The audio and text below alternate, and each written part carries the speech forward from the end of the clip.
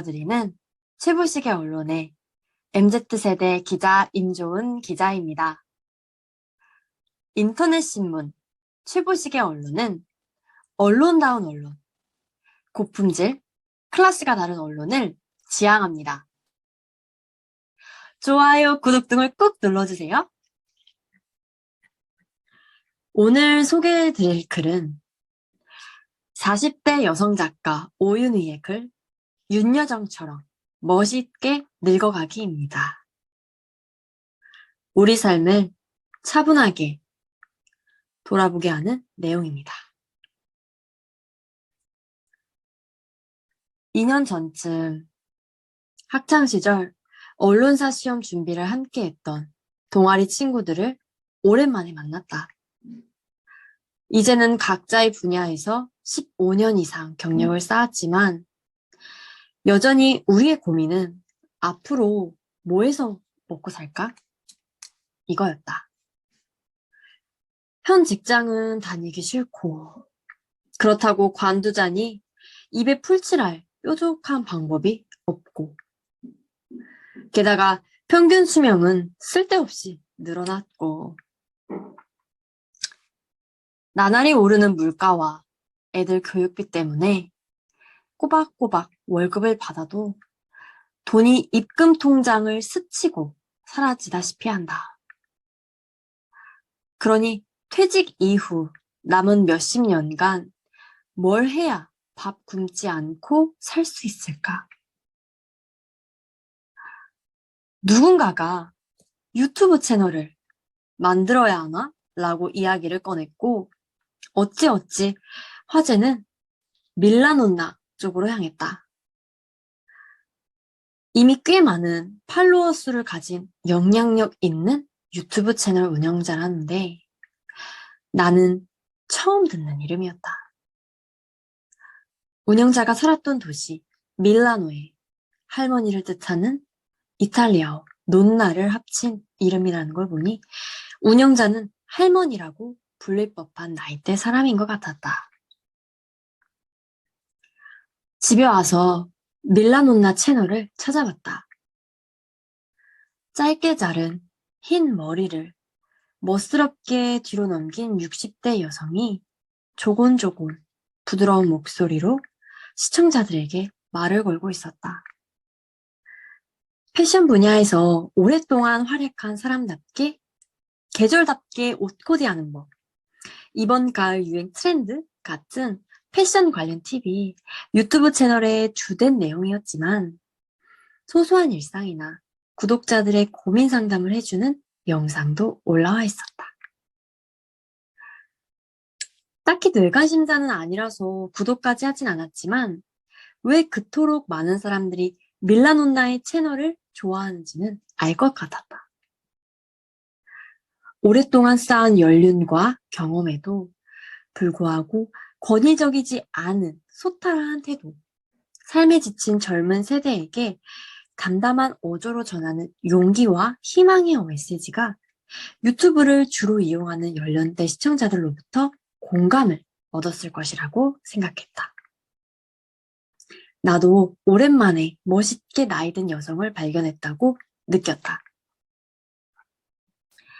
요즘 우리 사회에 노인은 많아도 어른은 없다는 이야기를 하곤 한다.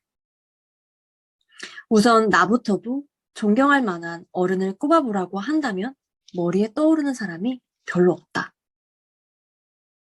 연장자는 삶의 지혜가 몸에 밴 현명한 사람이니 응당 존경해야 한다는 유교식 교육을 받고 자랐지만 나이를 먹으면 저절로 현명해진다는 주장에 대해선 솔직히 의문이 든다. 늙음과 현명함은 항상 비례하는 것 아닌 것 같다. 오히려 아집으로 꽉 차 다른 사람들 이야기는 들으려 하지 않고 무조건 아랫사람을 권위로 누르거나 훈계하려고만 드는 사람들을 더 많이 봤다. 그렇게 느끼는 건 나 하나만은 아닐 것이다. 오죽하면 꼰대를 비아냥거리는 라떼는 말이야 라는 말이 유행어가 됐겠나. 소설가 베르나르 베르베르는 작품 황혼의 반란에서 노인 하나가 죽으면 도서관 하나가 사라지는 것 같다고 했다.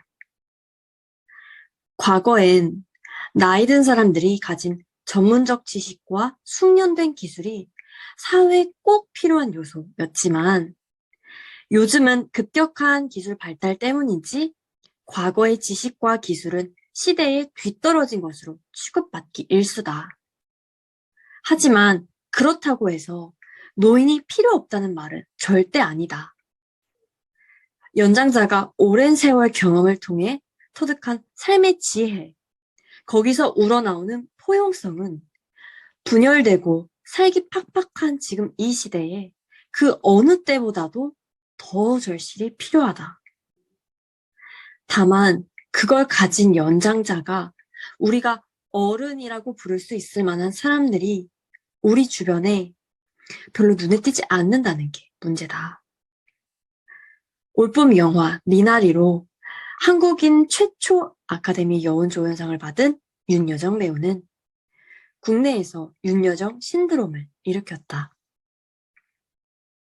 아카데미상 수상 자체도 큰 쾌거였지만 기자회견이나 과거 인터뷰에서 한 말도 화제가 됐다. 나는 최고 1등 그런 말 싫어요. 우리 그냥 다 같이 최중만 하고 살면 안 되나요? 환갑이 넘어도 인생은 몰라. 나도 67살로는 처음 살아보는 거니까. 짧지만 배우의 소신과 인생 철학이 된 윤여정 어록은 배우 윤여정을 넘어 70대 중반에 접어든 인간 윤여정의 매력을 유감없이 보여줬다.